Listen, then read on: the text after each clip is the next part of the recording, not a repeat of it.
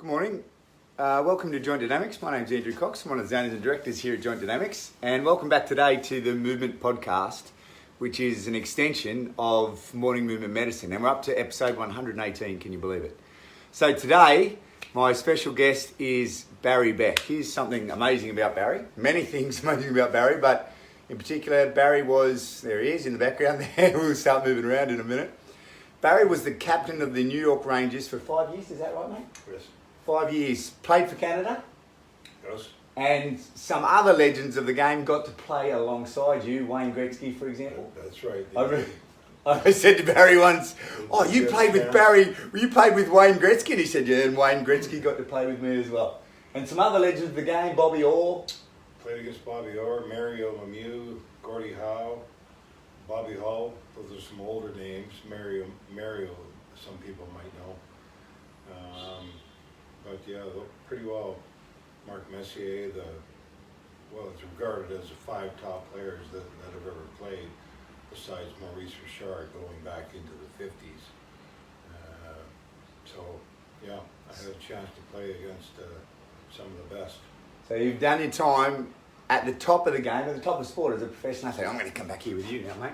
So what I need to explain, so it's a movement podcast. What that means is you can listen to Barry and I discuss his life as an athlete and what's happened to him and then what he's doing with his life now and where he's heading, all that sort of stuff. You can hang out and listen. Or my suggestion is, if you have space, we don't have very much space here at the Joint Dynamics office, you can move with us. So you can move the body, it gets your brain going as well, and also listen. One of the things a lifetime or many years of sport at the top will bring with maybe some movement restrictions, Barry, and you were saying you've got some issues with, is it the right leg and the shoulders? Well, you could just keep going all the way Keep going. around the body and don't It's stop a physical game, ice hockey, isn't it? So shoulder problems, which Yep. of course yoga would help, and a stretching program would help. We'll do a bit of that, man. Knees, hips, pretty well. You know, I don't have any full range of motion in any parts of my body except when I'm going to eat. From the chin up, you're fine? And then I'm okay. Okay, righto, mate. Let's get in. We'll do some movement. Okay. All right, so what we're going to do to start with, I just want you to step your right leg forward. Join me, guys. So step your right leg forward. And then you know what? To get more weight on that right leg, if you bring your left heel off the ground as well, so now most of our weight, yeah, that's it. Knees good? Knees good. Good. What we're going to do right now is take your left hand and reach all the way forward. And then we're going to take that left hand, and as if you're going to backhand me, and just reach all the way around the corner there. That's it, without that left foot movement. There, that's all. We're going to do that about 10 times just to really get that right shoulder back. Barry, if you can get that right shoulder back there. Yeah. Nice. And then the next one is to get that left shoulder back. And now while you're doing that, how many years did you play in the NHL? How many years in total? I played 11 years. 11 years at the top of the game. Yeah. Was that continuous, or did you have a year off, or did you have a break? I did have a break for a little bit. Which is very Few injuries. Yeah. How much time off did you have over 11 years? I had 2 years. 2 years due to injuries. Yeah. What were those injuries? Shoulder. Ah, hence what's going on now. And I had 7 shoulder separations. That's just from checking guys. Is that what's causing your Yeah. pain? Which essentially is a rugby league tackle on ice. Correct? Right. With skates on. Far out. So it's actually a foreign game to me. I'm Australian and played a lot of rugby league, but never ice hockey. One more, then we're going to switch legs. Okay, so over 11 years, you had 2 years off. Did you have any surgeries? I had 1 surgery while I was off, and then 1 surgery while I was playing. Yeah. And that helped? Switch feet. Yeah, I thought it did. And I did a lot of physiotherapy on it. Yeah. Worked with a good guy named Alex McKechnie, who did a lot of work with Shaq and the LA Lakers. So That was when you were with the LA Kings, because you're up to New York. Just before I was going to the LA Kings. Okay. So I'd taken some time off. And Let's get those movements through there. So we're trying to just move the spine, which helps the shoulder. Your thoracic spine is your shoulder's best friend. Yep. Okay. So bring the right heel off the ground, everyone. And we're going to reach as far as you feel confident. Go to your threshold there, mate. And then come all the way and rotate back. How long did you work out with the physio for? Well, it was 2 years. 2 years. Wow, 2 years. He's a good guy, huh? Is he still in practice, that guy? I think he is. What was his name? Alex McKechnie. Work with Shaquille O'Neal. Yeah. Jeez, he must have strong hands working with you and Shaq. Worked with all the Lakers. Yeah. Yeah, I got pretty strong with him and used to do push-ups with him. He's not a big guy. Yeah. And then, what brought you to the end of your career? How come you stopped playing? Well, I had taken some time off and 5 more. I think really in that time, the game had got a lot quicker. Yeah. And I was a step behind, so I needed more time to really find my place. But they don't give you that much time. Yeah, got you. So. How old were you then? 33. 33. So you entered the NHL at 20? Yeah, 19. At 19? Yeah. Wow. And that was Colorado, is that correct? That was Colorado. So 19, you started Colorado. How many years there before New York? 3 years. 3 years? Yeah. And then 5 years in New York? How many? Because you were 5 years 6. captain. Yeah. One more. No, I think I was 7 years New York. 7 years New York. Nice one, come on out. Well done. So we're just going to do a couple of squats. Okay. And the idea of our squat, if you watch my spine from the side, when I squat, if I allow my shoulders to round, which is cool, and then we want them to draw back like we're going to stick our chest out. So it's going to get that shoulder to roll around the rib cage a little bit. Okay. And how many is it? Sorry, how many is it in New York? It's one of the big 7 years. Yeah. And you became captain after 1 year, 2 years? I think it was 1 year. 1 year, nice mate, well done. That's it. So how old were you when you were captain? Like 21, 22? No. Wow. I was young, yeah. Well done. All right, so feet parallel here like this. And then we're going to sit our hips back and reach our hands forward. Get as low as you feel. Just go to your threshold. Mate, that's a great squat. Nothing wrong there. And then stand up and pull your shoulders all the way back like we're sticking our chest out. Yeah, that movement. There, nice. And then go again. So just let your spine round. And then come back. How did you feel on that first? Did you know you were going to be captain? Like just say... No, but I think that I really needed it. Yeah, why is that? Well, I was sort of traded for 5 players, and being in New York, there's a lot of pressure. Yeah. And I think management just thought that if they put me into that role, that I would finally become the player that they thought I would be. And did you? And I think I did, yeah. Awesome. And when did they name you captain of the New York Rangers? Which is one of the big 5, the original 5 ice hockey teams? The big deal, New York Rangers. The original 6. The original 6, excuse me. In the world of ice hockey, New York Rangers is one of the original 6. Right. Yeah, I think they wanted to do, it was 1 year where we had 3 captains, so one player would be the first third of the year, second player would be the next third of the year, and then I was the last player, the last third of the year. So I just continued on after that. Yeah. Nice. One more like that, and then we're just going to change our movement just to get a bit more movement through the spine and the abdominals. So we're going to go back to the left leg forward. This time, you're okay to reach overhead with that right hand? Over the head? Yeah. Yeah, a little bit. Okay, so what I want you to try to do is actually rotate back. So we're going to rotate without the foot, and then just reach up like you're grabbing something out of the cupboard there, a little bit. That's the, yeah. And then just let the hand collapse down a little bit lower there. Just got to let the shoulder relax there. So we want the shoulder to distract a little bit, and then pull it back up. And then come back down. So after the 5 years captain of the New York Rangers, you left New York because someone said, hey, Barry, come over here, or you chose to lose? No, Chose to leave, excuse me. I chose to leave. There was an incident with the coach. Yeah. And so I didn't want to play for him. Yeah. And I had been 2 years with shoulder separations and 6 shoulder separations and trying to get back into the lineup, and it just wasn't working. So I thought, well, let me retire let me take some time off Yeah.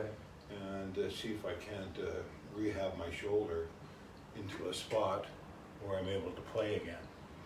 And that took about 3 years. And is that when you moved to LA? No, I moved back to Vancouver. Oh, you went back home. Yeah.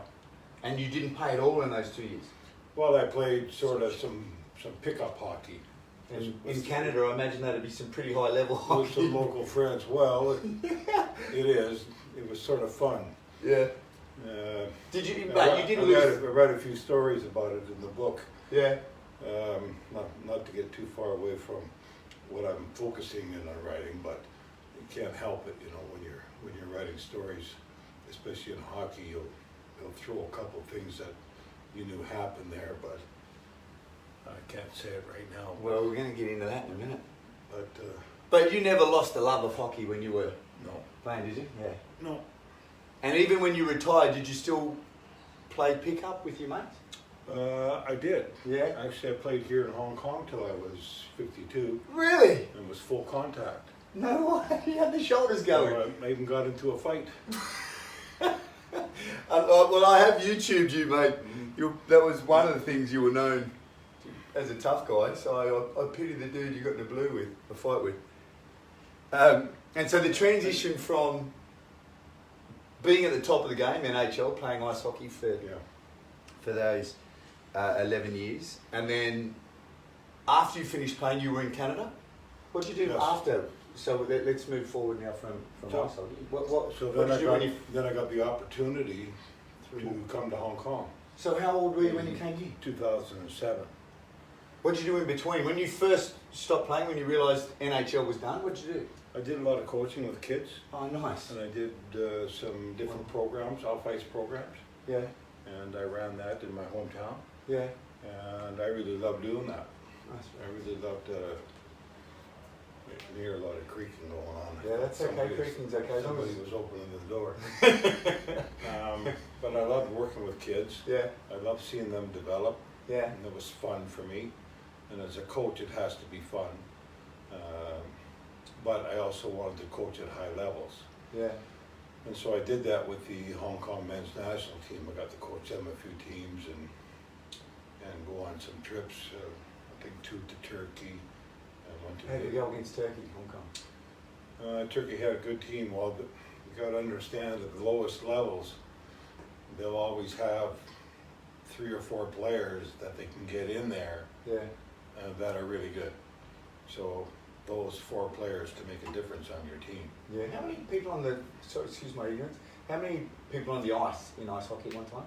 Well, there's 12, including the goalies. So you- 6 each team. 5 players, Yeah. and then 2 goalies. Right. Right, mate. We're going to get a little bit more dynamic with the lunges, and then you can tell me about that transition to coaching. Yeah. All right, so now we're just going to lunge your right leg forward. So we're adding a little bit of momentum, actually. Hopefully you're going to get a little bit more movement in the shoulders. Mm-hmm. So we're going step forward, reach, and then we're just going to bring your shoulders, chest up again. Okay. So like when you're faced up against that bloke here in Hong Kong on the ice, keep your chest up a little bit, posture up a little bit, that's it. There you go. Left leg in this time, we're going to alternate. Should have said that earlier, shouldn't I? Left leg. Should have said that earlier. Let's go left leg again. The other left leg this time. Okay. Left leg in. And then pull back. So after NHL, you got into coaching. Was that natural progression for you, or did you? Yeah, I think so. Yeah. I wanted to get into coaching, but I realized when I started coaching Nice, man. Chest up. at higher levels that I wasn't that good a coach. I took a lot of things for granted from players. Being an NHL player, Yeah. you think that players should automatically be doing some things. When the players that I'm coaching, a lot of them weren't doing that. Yeah. Small little details. So I had to regroup and learn how to just slow down and not take those little things for granted, Yeah. and to make the players understand exactly what I wanted them to do. How long did that But take? we had a bunch of we had a good group of guys. Yeah. Like I said, we're always missing one or two players because of the regulations. Yeah. So those mean a lot. Some team can come in and pick up 3 guys. They can marry three Georgian girls or something, get passports, and then they're on the team. There you go. So now they got three guys on a power line that nobody can stop. Yeah. So we never did that. We didn't get guys to try to come in and marry girls, besides myself. In your contract. All right, let's look forward. And so let's skip forward, because I know we've done a podcast together, and I've learned about what you're doing now. So fast forward to Barry Beck today. Been through the NHL, been through coaching. You're no longer coaching. You're putting all your time into FallinStars, the Beck and Mark Foundation, and giving back and raising awareness about trauma and mental health. So can you share with everyone how you got here? Like what led to the, I believe it was 2 major incidences in your life that led you to creating what you're doing now. Would that be accurate? Yes, I'd say so. I think while we're doing that, mate, I know walk and chew gum. I want you to put your right arm up, let it drop, and then swing it up again. Just let it drop, let that shoulder go. Yep. All right, and we're going to be doing this while you tell everyone those 2 incidents that led to where you are now. well, in 2020, my son was murdered in a road rage incident, and so I had to go back to Canada and try and find out what was going on, and eventually they caught 4 young men, and charged them all with murder 2, And switch. and so that was the first incident. And then I have a good friend, Mark Pavlich, who we were helping. He had some mental health issues, and he was in a psychiatric facility in Minnesota. And Mark was the captain of the US ice hockey team at one stage, wasn't I he? don't think he was captain, Oh, sorry. but he was played a big role in them winning the Olympic gold medal in 1980. Yeah. And then he came to the New York Rangers after that. And Herb Brooks, the same coach from the Olympic team, was there. 3 more. And so we became friends, and he was a great player for the Rangers. And then he left the team sort of the same time as I did, and as another player. You just face those guys, but I just want you to turn your arms back and open up. You face the guy. Yep, turn your arms in an open way. I think I know a little bit for you then. Sorry, go on. And so I was trying to help Mark, to help his sister, because they weren't getting any help from the NHL. Relax there. And so that's how that came about. And while that was going on, then my son came home from university in Nova Scotia, where he was studying mental health and recovery. I think to try and help his mother. His mother is bipolar and suffers from manic depression, and so I think he wanted to be the next Dr. Phil. So he had finally found a direction, and I thought that was great. The year before, I wanted him to come to Hong Kong and stay with me for a year, see how he liked it, get him into some classes, introduce him to some people. But his grandmother found this class open in Nova Scotia. And so he jumped on that and got heavily into that, and had graduated the first 2 years, come back for the summer, and that's when the road rage incident happened. So I get into the book, and especially trauma, because once my son was murdered, I mean, there's a whole bunch of emotions you go through. Yeah, like even me just hearing you say that, do you know what I mean? My son was murdered. smacks me in the face. Like, it's well, an incredible. That's what you want to do. You first of all, you're in disbelief. Yeah. And then you're in shock. You don't know what to do. You don't believe it. And then slowly you settle in, you start to get the facts, you start to put things together.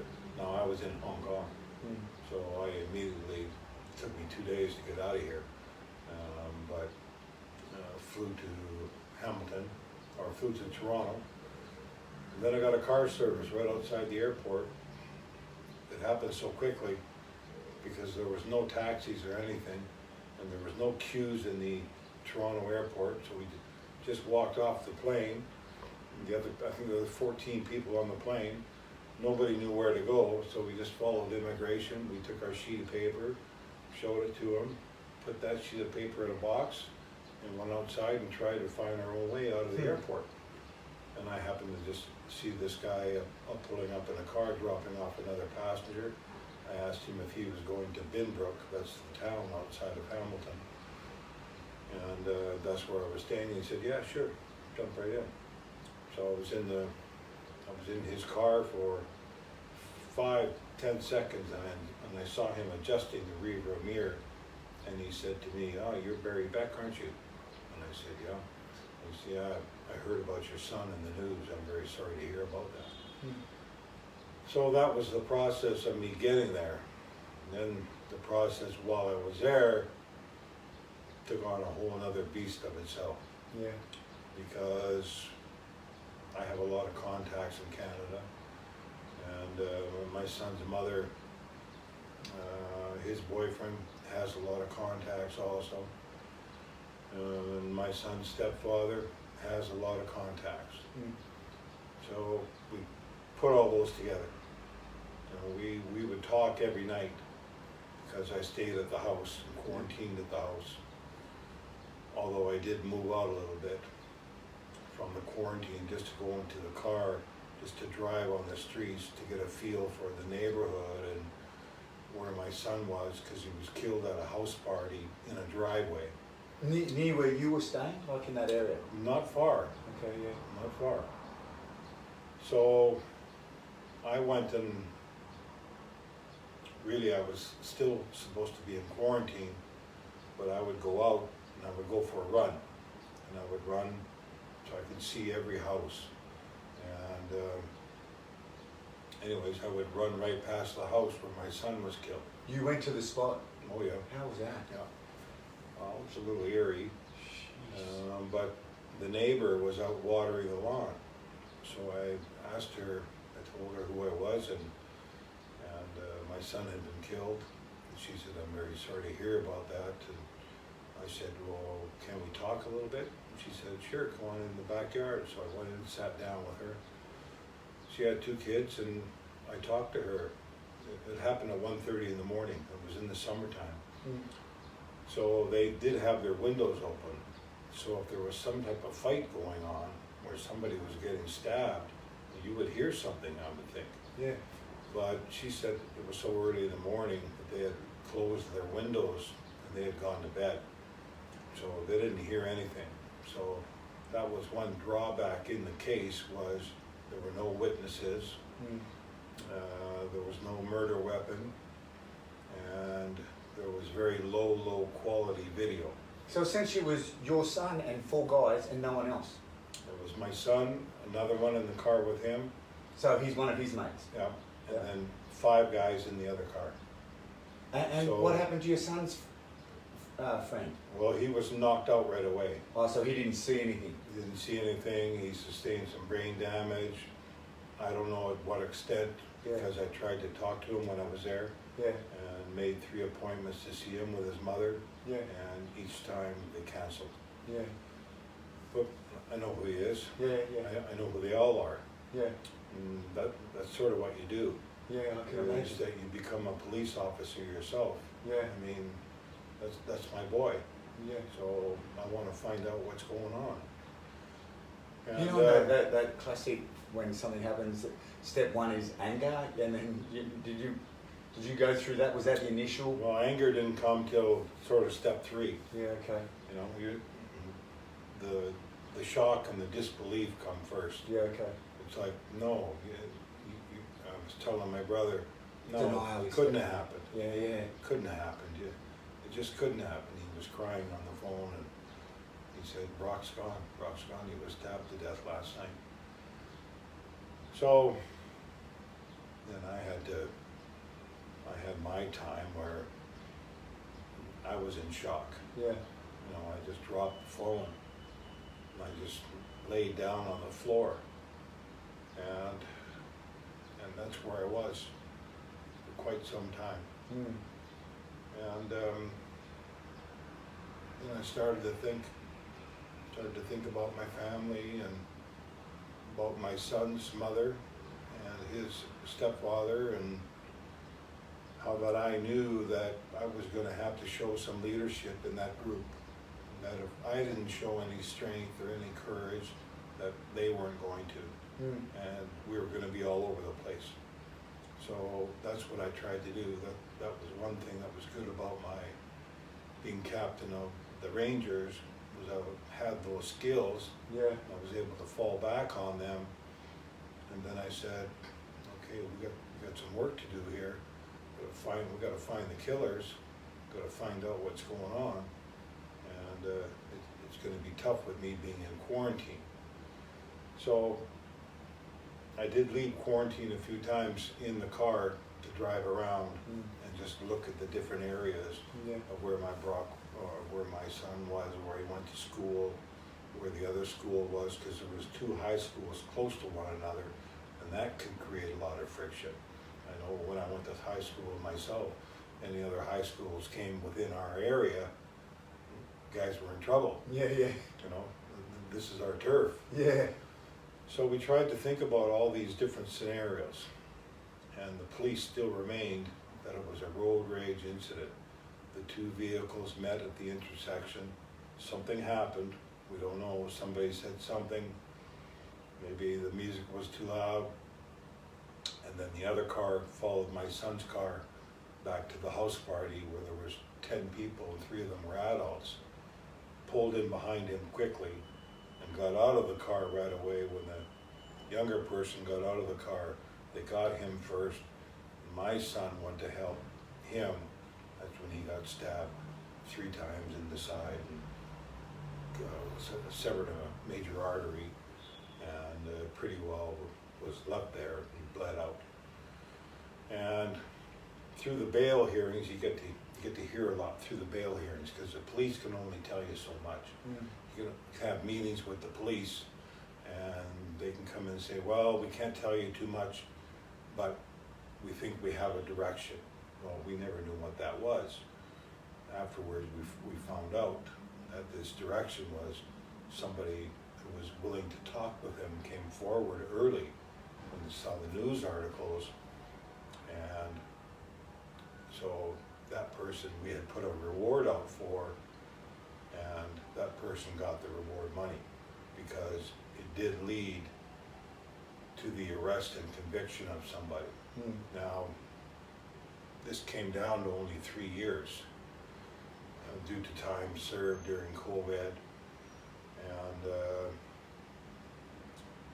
if we would have went to trial with not having any evidence, then we had a good chance that we wouldn't get anybody. Yeah. So at least with this plea deal, at least we got the name, we got a guy, now we got somebody. Yeah. And we know the 4 others that were involved too, that all basically got off, but we know who they are. You know, when you get into a situation like this, see, in Canada there's different rules. In the United States, if they're looking for somebody, they show us picture right away. But in Canada, you're not allowed to do that. You're not allowed to show the photos or give the names until after a certain extent, until they're arrested. So it was 4 months until they were arrested. And I had come back to Hong Kong by then. And I'd actually done a couple memorial services. One was in Vancouver, which was a very nice service for my son and my friends there. And then I came back to Hong Kong, and then I got the news that the arrests were going down. So we got the arrests, and then during that time I was putting my own piece of puzzle together. You know, I had the outside parts done. I just needed to get the inside information I was missing. And we knew a lot of people, as I said before, a lot of hunters that wanted these guys. We didn't know, we knew it was more than one guy because the cops had told us that. It was possibly 3 guys or more, and it ended up being 5 in the car. So it took some time, but we sort of figured it out. You know, these guys were big guys, and they were intimidating people in the area, high school kids, young adults. They had their own little gang, and that's how this all came about. Did you receive really good support from the NHL community? Like, remember when you just said No. you got off the plane and that guy said, "Hey, you're Barry Beck, I'm sorry about your son." Yeah. No, at Or first, too far out of the game. At first, no. At first, no. No. The alumni, the alumni did call me at a certain point, and I received some calls from some other people, Yeah. but I did not receive a call from the New York Rangers. Mm. And so that was something that I thought they should have done. Yeah. And they should have done that in Mark Pavlich's case, and they didn't. But they seem like they want to help now because they're talking about mental health. Yeah. Mental health is talked everywhere. Yeah. Not as much here, but we hope more. Which is part of what you're doing, isn't it? You're trying to It's raise part of awareness. it's part of what I'm trying to do. Yeah. And that is under, sorry Barry to jump in, that is under FallinStars, or that is under the Beck and Mark Foundation? Or they're one and the same? Mark, yeah, they're in the same. Yeah, okay. FallinStars is the website, Rock and Mark is the store. Ah, got you. And Understand trying to raise funds for scholarships for post-secondary students to go to university and study mental health. Yeah. And hopefully become practitioners here. Or like our friend Stephanie left and studied psychology overseas, came back. I know she studied at Hong Kong University. And she's doing a PhD now, isn't she? yeah, it's amazing. you talk to enough psychologists and you're like, you got to think for a second, you know. Yeah. Because they're all on a bit of a high.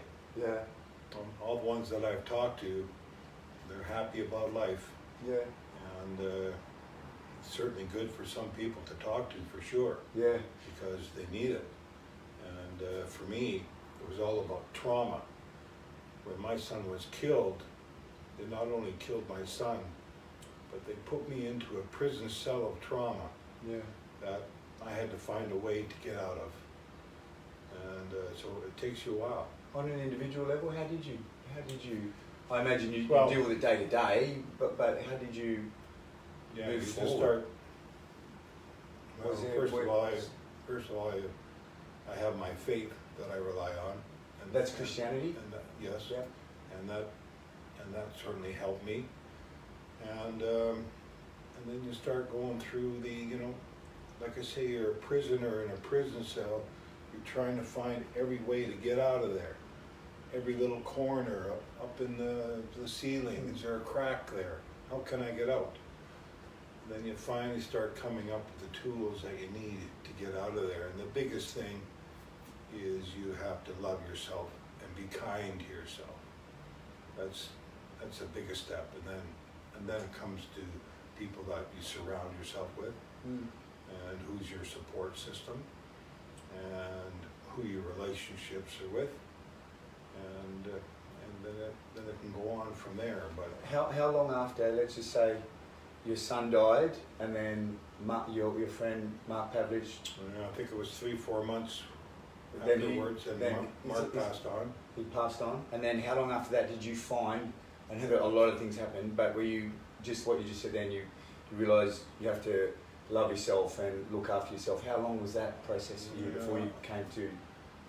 Well, you carry a lot of anger with you. Yeah. that's the main thing, is that to be truthful and honest, I wanted to kill everybody involved. Yeah. And so that's what I worked on. Yeah, I'm a dad, I can imagine. When I was back in Canada, that's what I was trying to set up. Yeah. That's how I was going to kill them once we got the names. See, we just had to get the names first.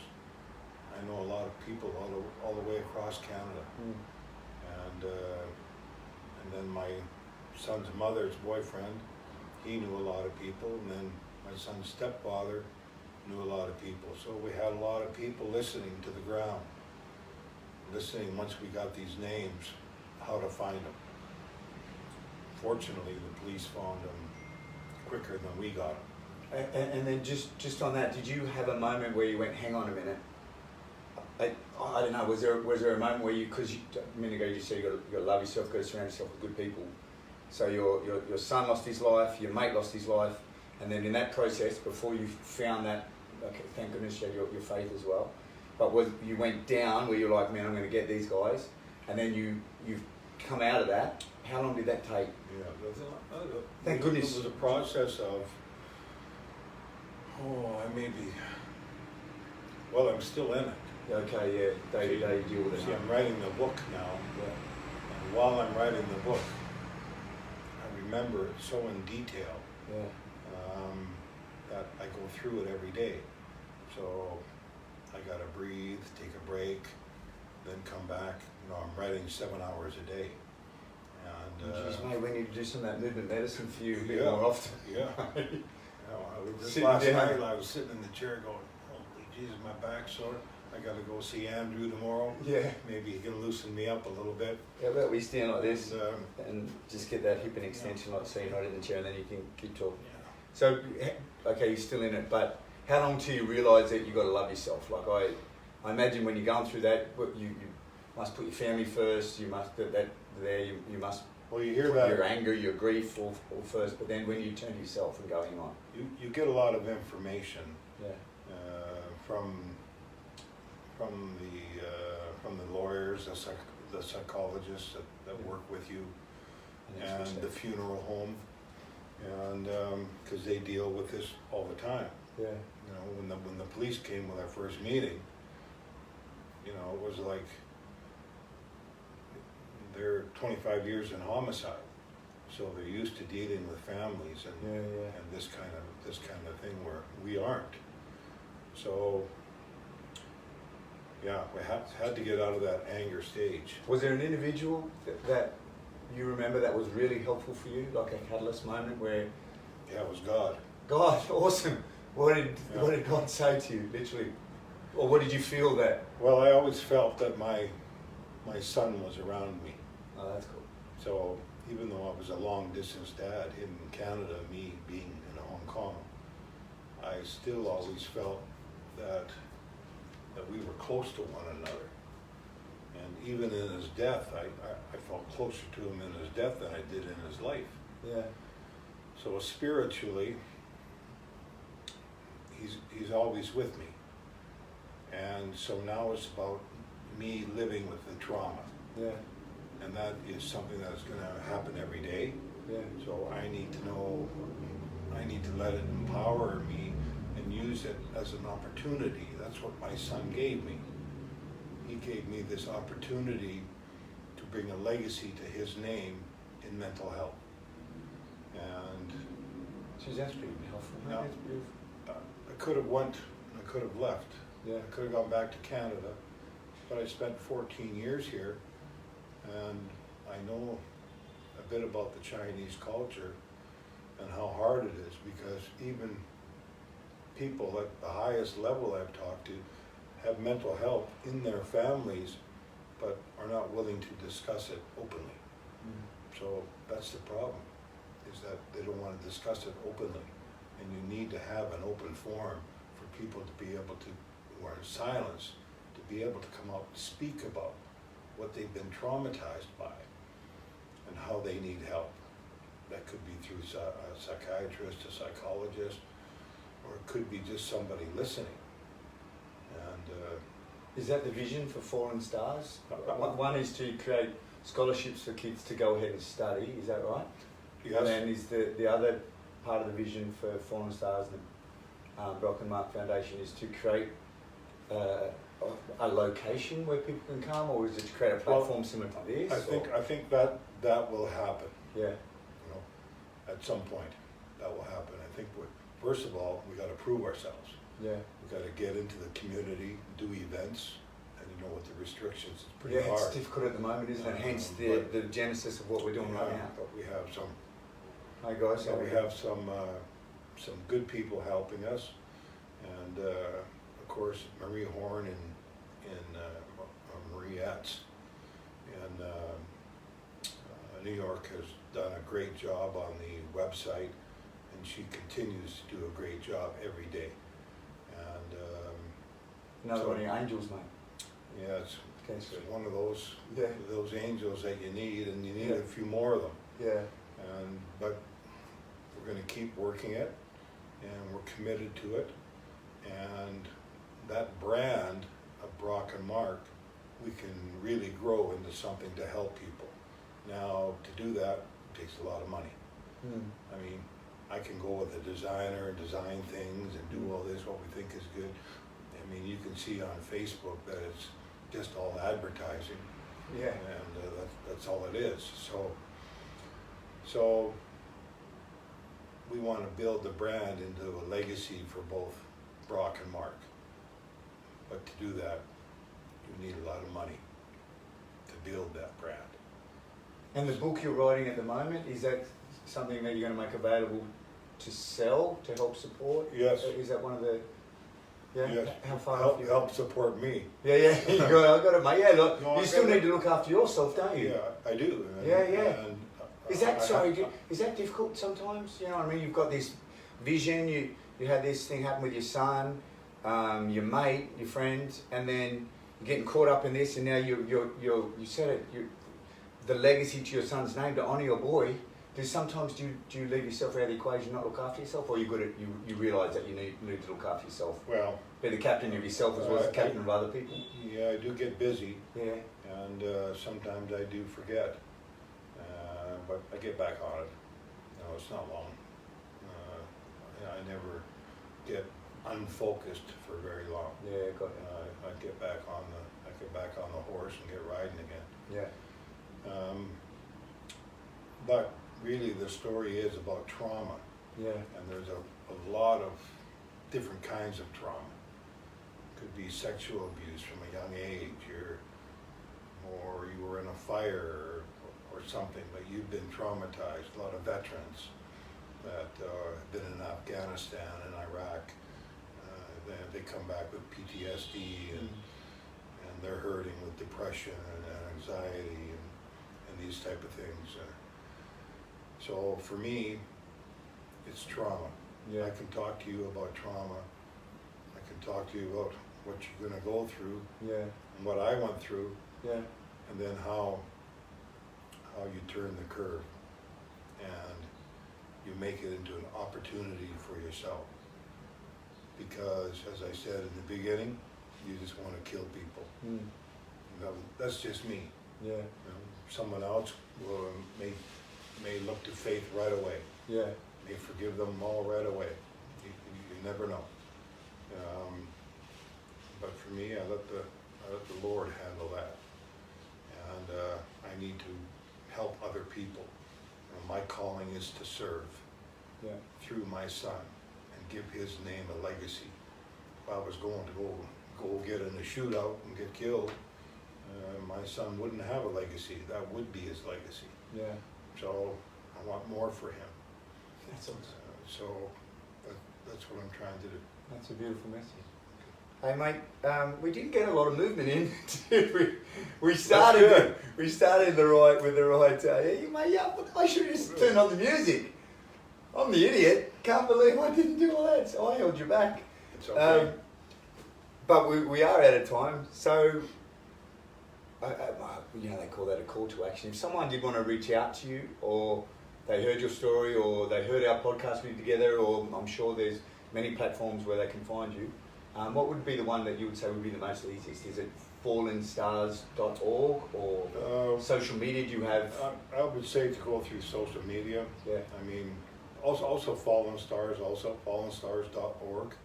Yeah, and it's FALLIN Yeah. stars, not falling. It's fall in Right. stars. Or correct? you can reach me on Instagram or Facebook also. And Instagram is Barry Beck 005. Yes. And then Facebook. Facebook is just me. Yeah, I think I tagged you. Geez, I hope I'm not the best at this game, to be honest. I think I tagged you yesterday. Did you? I hope so, mate. I think you did. And Otherwise, there's another Barry Beck out there that's like, hang on a minute, who's this guy Andrew? I think I wanted to make you sweat a little bit. Yeah. I wanted to see how the session went today. All right, mate. Hey, thanks so much for coming in. Sorry we didn't get enough of a workout in, but when you started sharing your story, I'm a little bit, didn't know where to go. Yeah. So it was beautiful to share. Got a little bit of movement in. Got to see you dance, which was great. Which I think we should probably do it again. Yeah, I got some moves. Thanks again for coming in. Thanks again for coming in and hanging out with us. Apologies didn't get such a movement, but wow, what a story that you got a glimpse of. Keep your eyes out for Barry. Keep your eye out for your book, mate. When do you think your book will be out? Well, I would think hopefully sometime in March. It's a lot of work, I imagine. Yeah, we'll get it sort of packaged up, and then we'll send it to a friend of mine who is a writer. He'll have a look at it, and then he'll know what to do. Brilliant. So it'll be a bit of a process, but it is raw, it is emotional, and I got to tell you, it's emotional for me because when I'm writing it, I play every character in the book. So that could be 7, 8 characters. I play the policeman, and because there's conversations.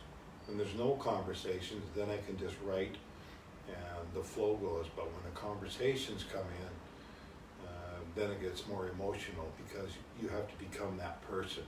For me to write anyways, that's my style, is I become that person and I know what he says, I know how he's feeling, I know his tone at that particular time, and then it engages in the other person with the conversation.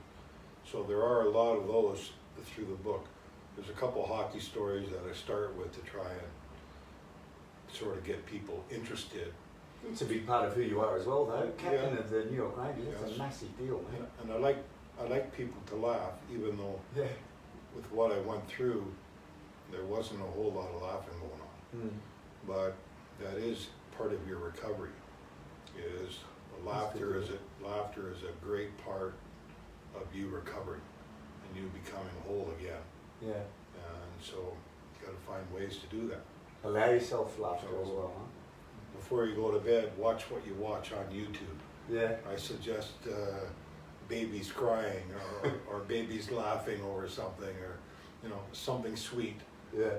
To make you go to sleep.